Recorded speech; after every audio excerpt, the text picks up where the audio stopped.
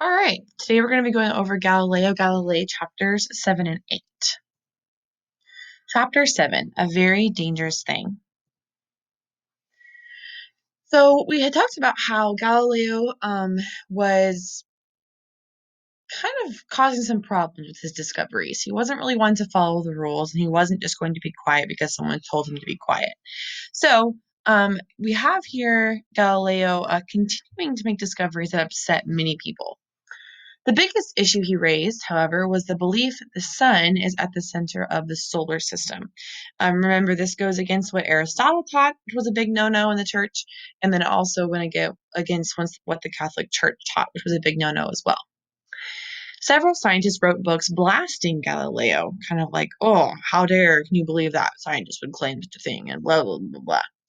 So Galileo fought back against them. We know that he was not one to just kind of sit aside and let people believe the wrong things. He was a wrangler. He liked to debate and discover what the truth actually was. He and his scientist friends that supported him nicknamed Galileo's attackers the Pigeon League, which, in a word, was like calling them bird brains. So they would, he would get together with his friends and be like, "Oh, did you see what the Pigeon League wrote today about me?" And yada, yada, yada. But while these scientists argued over who was correct and who wasn't, Galileo turned his attention to family matters. He put his two daughters, Virginia, who was age 13, and Livia, who was age 12, in a convent in 1613. And they would stay there for the rest of their lives. So a convent is where they would raise women in the church to become nuns, which is kind of like the female version of a monk. So um, boys would go to the monastery to become a monk. Girls would go to the convent to become a nun. And the older daughter in particular, Virginia, she changed her name to Maria Celeste, which many historians believe this was kind of like a shout out to her father because Celeste means heavens, which may have been her way of honoring her beloved father. And we also know that she and her dad had a very good relationship.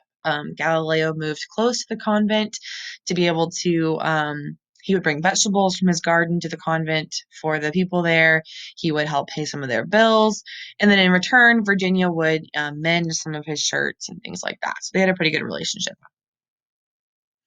In time, however, Galileo's enemies began to say that he was committing heresy or that he was a heretic by claiming the heliocentric theory. Now, for Galileo, this was a big deal. Galileo was a devout Catholic. He loved the church. He wasn't trying to go against the church in any way.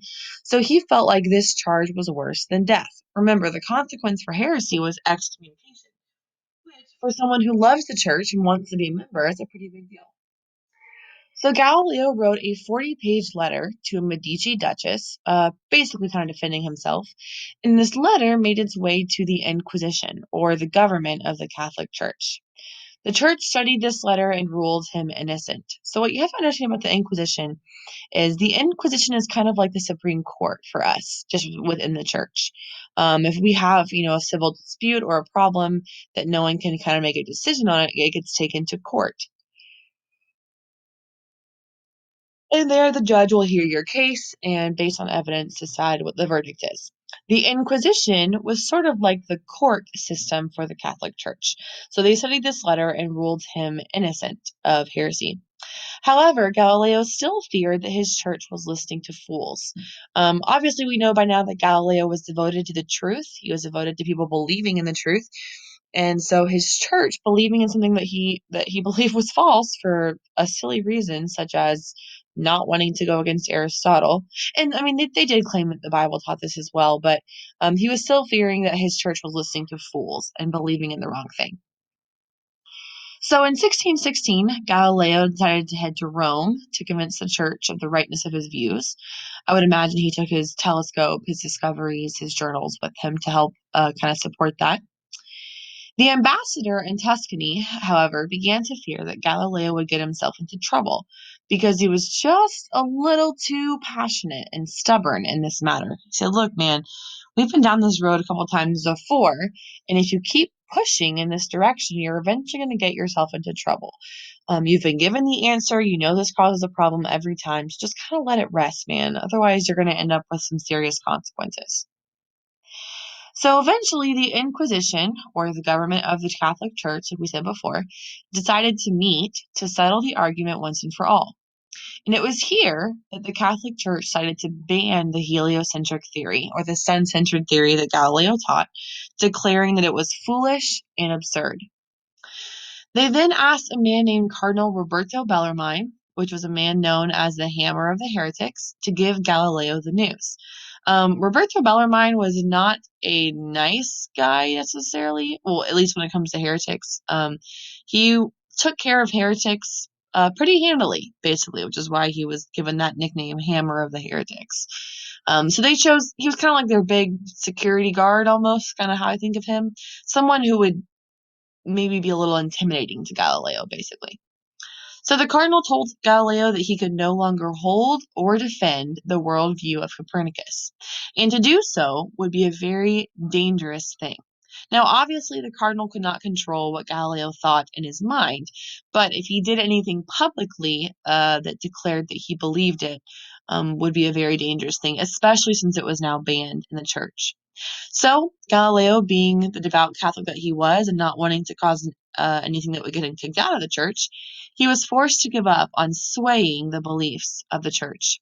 So, for the next 7 years, he kind of distracted himself in obeying the Inquisition's rules. So, he turned back to science. He made a microscope, and instead of using a telescope to study things far off, he used the microscope to study tiny insects up close.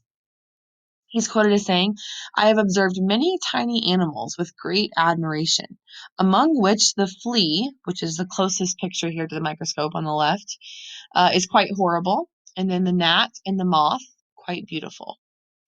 I don't know if I would agree with that, but according to him, that's how he felt. So in 1623, Galileo got some exciting news. A new pope had been elected, Pope Urban VIII. Now, this pope was a little more open-minded about science, but he was also a fan of Galileo from the beginning. So Galileo was pretty pumped. It's like, yes, maybe someone is finally going to listen to me. So it did not take long for him to make his way to Rome to meet and talk with the new pope.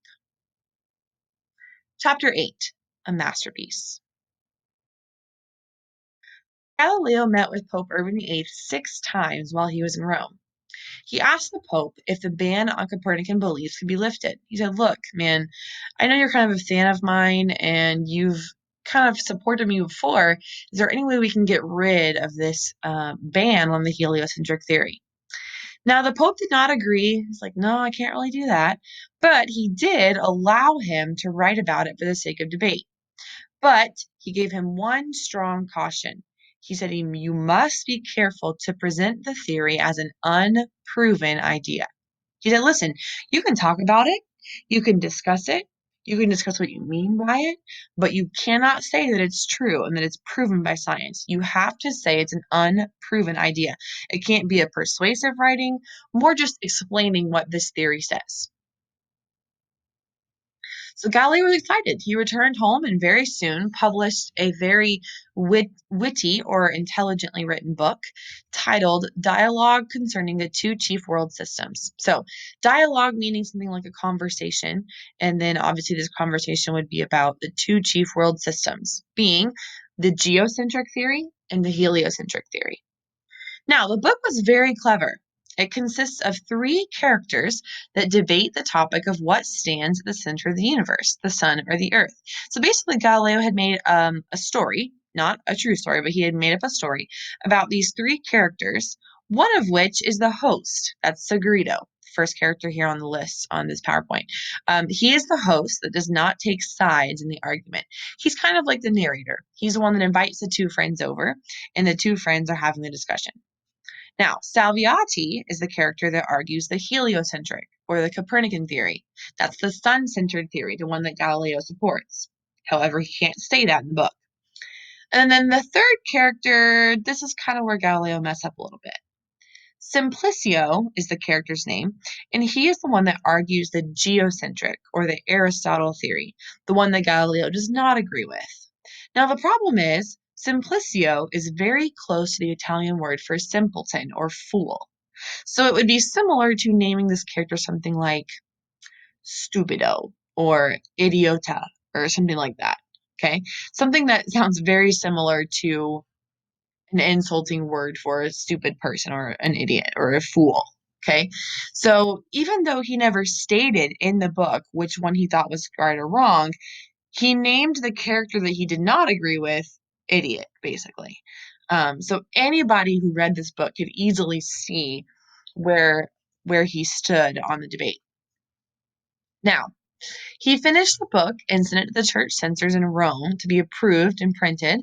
But the plague, the Black Plague or the bubonic plague, brought everything to a halt. So similar to what we saw with the coronavirus shut down back in spring, the roads were closed off and Galileo lost all contact with Rome. So he had to wait quite a while before his book got to the church in Rome to be approved. So basically, back then, if you were going to publish a book, especially if you were a member of the Catholic Church, it had to be approved by the church censors. They had to read through it, make sure there was not, any heresy in it, make sure it didn't deny the Bible at all or talk bad about the church. And then it could be basically, once it got approval, it could be printed. So Galileo had to wait for the plague to kind of die down before the book actually made it to the church in Rome. So in 1632, the dialogue was finally published. And dialogue is kind of the short version of the title because the title is pretty long. And it was a major hit. Okay, major, like think bestseller kind of thing. It delighted his friends, but enraged his enemies. His enemies were not happy about it. Galileo thought he had played within the rules by defending both sides, but any reader could easily see that he favored the side of Copernicus. Pope Urban's reaction, the one who gave him the permission to write the book in the first place, was the opposite of what was expected. He had switched sides against Galileo. So, what had happened? What had caused him to kind of jump sides from giving him permission to all of a sudden being upset when Galileo thought he had done exactly what he asked? Well, here's part of the problem. Around the same time that this is happening, the religious war was raging in Europe between Catholics and Protestants. Okay, big kind of shout out to history here. We're talking about the Reformation. We see it even in the Golden Age of England, all over Europe in this time. So, because of this debate between Catholics and Protestants, the Pope was pressured to sternly reprimand anyone who challenged the church, even a little bit. Okay. And then to make matters worse, Galileo's enemies told the Pope that the dialogue made fun of him. They pulled something kind of like this. They would come to the Pope and say, listen, I don't know if you know this, but that guy that you gave permission to write his books, Galileo, yeah, he just released this book, The Dialogue. And in that book, I just want you to know the character that he named Idiot says a lot of the same things that you say. So it's kind of like he's putting you in the book as the idiot character. I mean, I just want you to be aware that that's what's happening. Okay, so now the Pope is convinced that Galileo's book is making fun of him. Furious, the Pope ordered the Inquisition to investigate Galileo. He was ordered to stand trial in Rome for heresy. Galileo's doctors pleaded that he was too sick to travel. Remember, ever since the incident in the basement with the poisonous gas, he suffered quite a bit health-wise for the rest of his life. But the Inquisition told him, you can either come willingly on your own, or you can come in chains. Basically, either come of your own accord, or we'll come and arrest you and drag you here in chains. Those are your options. So, tomorrow we'll see what happens when Galileo is put on trial.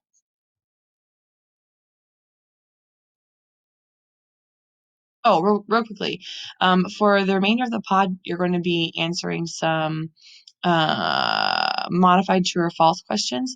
Just make sure you do not put false in the blank. You're either going to correct the underlined portion or you're going to write true. Okay, and then tomorrow we will see what happens when he gets put on trial.